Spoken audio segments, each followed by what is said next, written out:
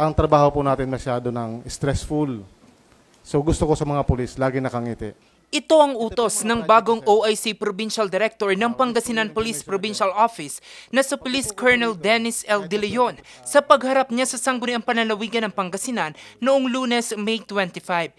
Sa kanyang pag-upo, binigyang diin ito ang pagkakaroon ng respeto ng mga pulis. Ang mga pulis daw ay isang public servant, kaya't nararapat na maserbisyohan ang lahat ng individual, anuman ang estado sa buhay.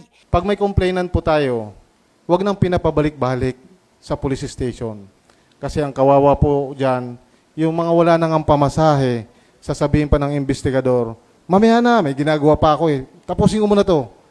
Eh mamaya yung complainant natin ay nangutang na ng pamasahe, wala na, di pa nga nag-almusal, di pa na nanghalian, pababalikin pa hanggang kinabukasan. So instead na makatulong sa taong bayan, hindi nakakatulong ang pulis kapag ganyan ang gawin natin. So kailangan baguhin natin ang sistema.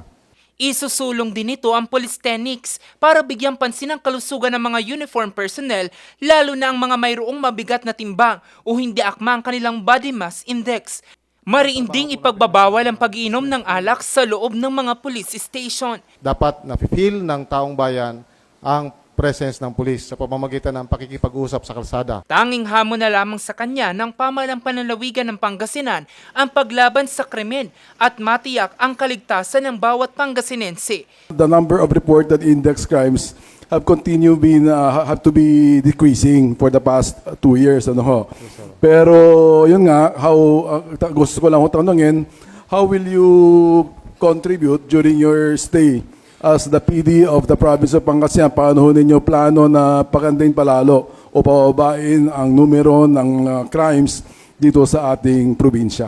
Dapat pinapaiting po natin yung katulad ng binanggit ko kanina, may barangay ugnayan po. Binibigyan natin sila ng indoctrination na kung saan para malaman nila kung anong ibig sabihin ng makulong. Sa ngayon, nakipag-ugnayan na ang bagong OIC Provincial Director ng Pangasinan PPO kay Governor Ramon Mongico III para matiyak ang seguridad at kapayapaan sa probinsya. Jose Robert Inventor, Nation on the Move.